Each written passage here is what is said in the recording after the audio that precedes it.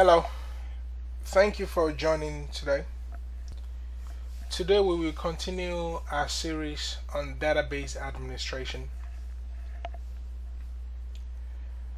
Um, During the course of our previous series, we have covered the introduction to database administration. We have installed an Oracle database on the Linux platform. Today we will be going through the language that is needed to communicate with the database. So the topic for today is going to be Introduction to Structured Query Language. Introduction to Structured Query Language. Before we go into talking about structured query language, let's take a minute to look into how we connect to the server. You see, nobody works directly on servers.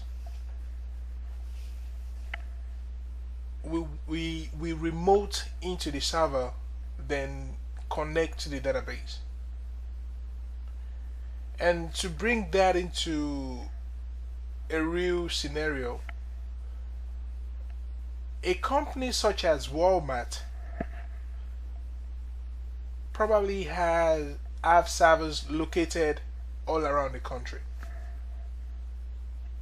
So if someone, let's say for example, the server is located in Chicago and they have workers all around the country, it is not feasible for workers or DBAs located in Atlanta, Georgia to travel to Chicago just to operate on the database or on the server.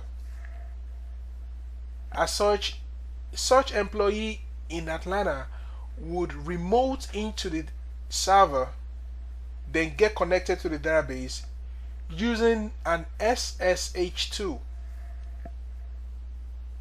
or any tool for that matter. It could be an FTP tool. He or she will remote into the server to log into the database. And today we'll be simulating that kind of a scenario. We will be using a tool called Putty. This tool is going to ask you to insert your IP address or the name of the server or computer you are trying to remote into. Then it is going to ask you for the port. What is a port? We will talk about that in a few minutes. Once you do that, you connect to the server. Then it's going to ask you, who are you? Who are you trying to log in as? Then you tell them, okay, my name is Oracle. The next question is, can you authenticate yourself? What is the password for Oracle? Then you put a password. Then it tell you, oh, you are welcome. The last time you were on this server was on this date. Oh, by the way, you logged into this server from this IP address. That means your access to the server can be tracked by the time and the location or the computer you are using to log in. Your access to the server can be timed. Let's minimize this for us. So using this diagram, we will assume this is our computer. This is the server we are trying to connect to, and once on that server, we'll log into the database. To log onto the server, there is something that is over here that is called a listener. What does it do? It listens for connection requests. It receives incoming client connection requests and manages the traffic of these requests to the database servers. So I just used a word right there, a client. So something is a client. Once you have a client, in this kind of environment, you have a host. The client is the one taking the visit. The host is the one receiving the visit. When I say taking the visit, I mean making the visit. So in this case, the client, being your local computer, is trying to visit the host, which is the server. But for that visitation to take place, you need to authenticate yourself. And this kind of environment, you can consider this to be, and excuse my drawing, I'm not very good in drawing.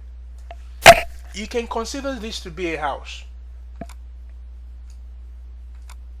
In your house, chances are you have two doors.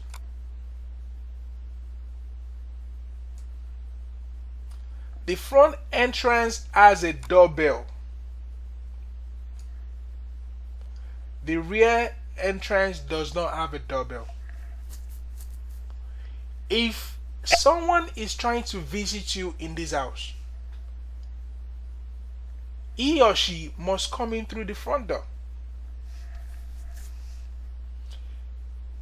If he or she makes his way or her way to the back door and try to access the building from the back door, then the occupants of the house tend to be on their guard, because visitors are not expected to come in through the front door. So that means when you ring the bell, there is someone that attends to the person ringing the bell. That individual attending to them is the listener. He or she listens for the doorbell. In this case, the listener is listening for connection requests from your client that you try to make to the server. So in this case, you ring the bell and someone attends to you. Hey, who is there? Then you authenticate yourself. Oh, my name is Tayo, and I'm trying to talk to the head of the house. Once you have authenticated yourself, then you are, if the authentication is valid, then you are allowed to go in. But for you to go to this door, you have identified that this is the entrance and this is the place that visitors are expected to come in. This is the port.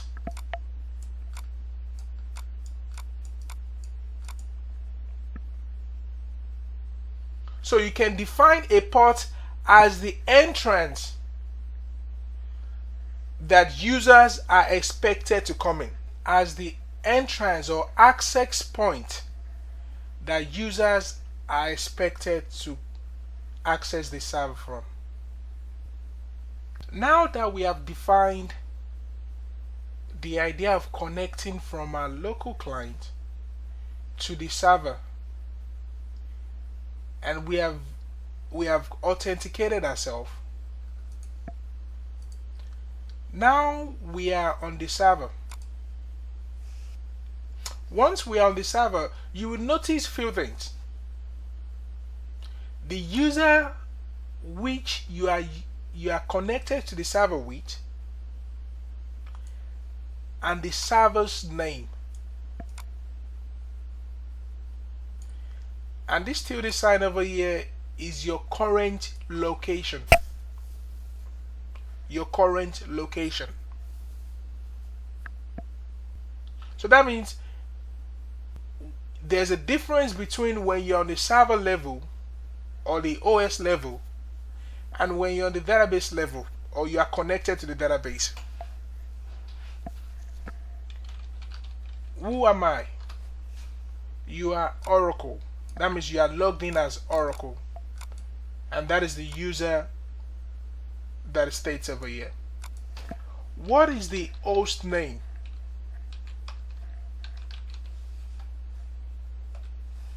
The host name is providence.domain. Providence is the host name. And where is my present working directory? Where am I currently at? I'm at the user's home base. /home//oracle. Now, be mindful that we are using a Linux platform. Should you be working on Windows or any other platform, some of these commands may not work. And we will talk about other operating systems later. Now to proceed with why we are here today, talking about structured query language. Remember, this is an introductory class. We're not going to dive into the whole concept or the whole commands, but we'll give you an intro and explain the commands to you. Structured query language is the standard computer language. When I say standard, I mean it is used on multiple RDBMS platforms, whether it's Oracle, or whether it's SQL Server, or whether it's MySQL. It is a standard computer language, and it is used for data manipulation.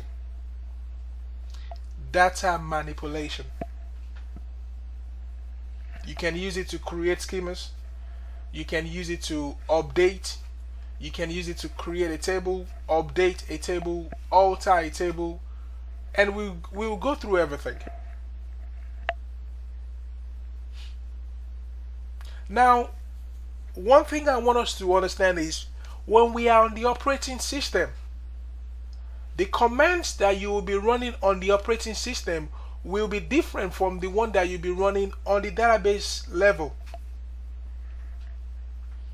Once you get into the database or you are connected to the database, you have to use the standard language that the database understands. So in this case, should I make my way to the database?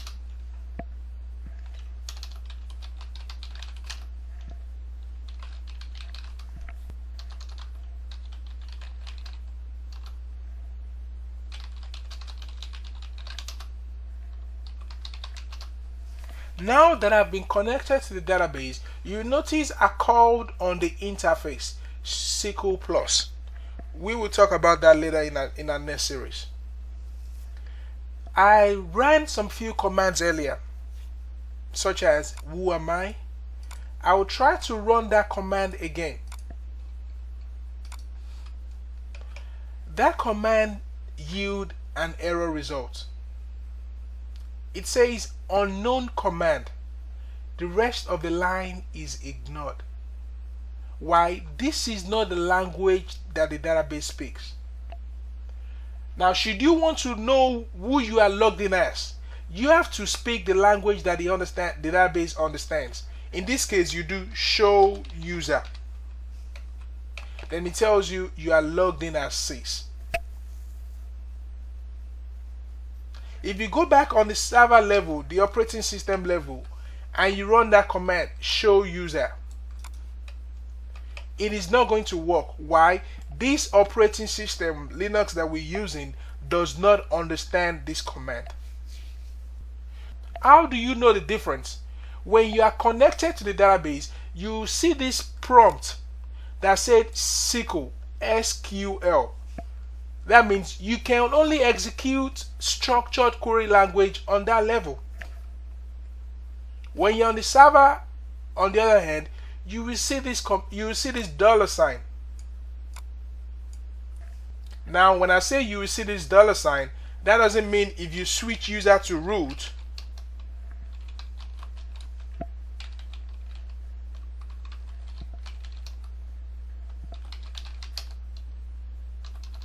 you see something else.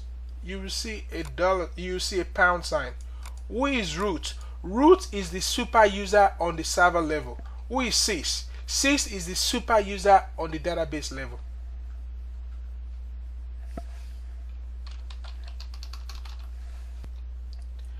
Back to structured query language. The language are categorized into 4 different types. The first one being DDL, the second one being DML, the third one being DCL, and the last one is TCL. What is DDL? What is DML, DCL, and TCL? DML is data definition language. What does that mean? That is used to define the structure of a schema or the structure of a database. Should you want to create a table, alter the structure of the table that has been created, or you want to drop a table, you have to issue the DDL commands. Examples of the DDL commands are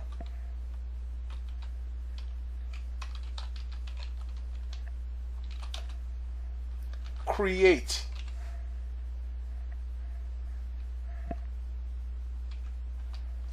alter, drop, truncate, and rename. These are DDLs.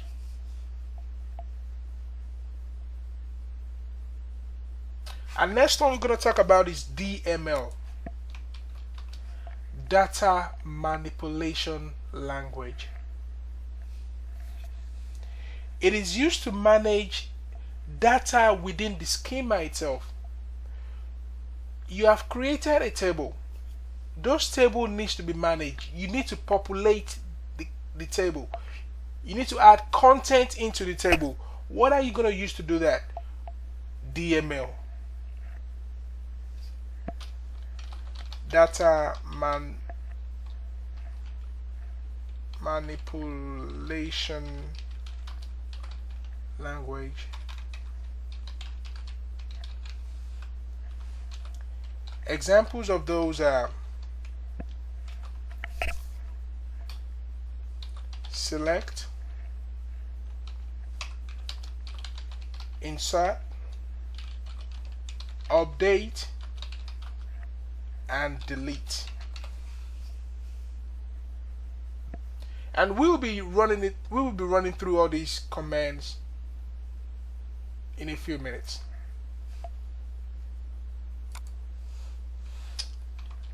Our next type of data operation is DCL, data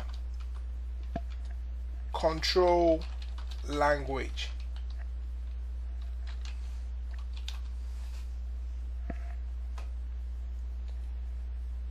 This is used to give access or revoke access. You are controlling users' ability on the database level. Example of those are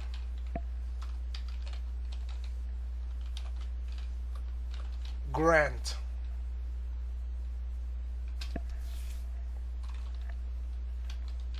and revoke. And the last but not the least is transactional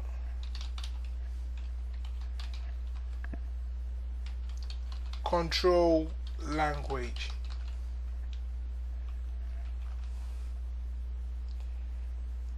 This is used to manage changes made by the DML statements. It is used to manage changes made by the DML statements. Does that mean the DDL statement doesn't need to be managed, or the DCL statement doesn't need to be managed? No. The difference between those managed or those that are not managed is that one is managed explicitly and the other one is managed implicitly. When you issue a DDL, the database automatically saves that transaction for you. When you issue a DML, on the other hand, you have to manually save that transaction. Should you exit that session without saving it, it rolls back to the state it was before. and we'll cover that later. Examples of TCLs.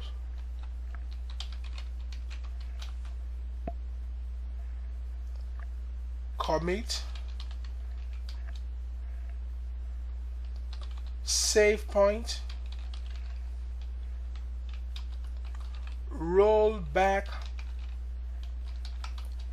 and set transaction.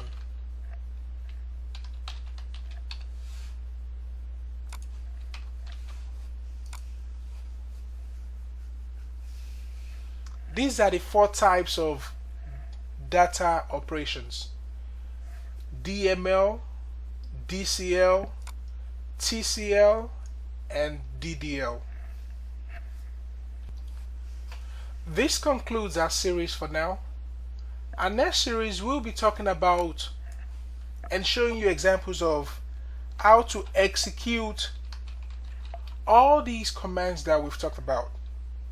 It is going to be titled Executing Structured Query Language. Please visit our website at www.providencesolution.org. You can also reach us by sending an email to solutions@providencesolution.org. Thank you very much for viewing, and you have a good day.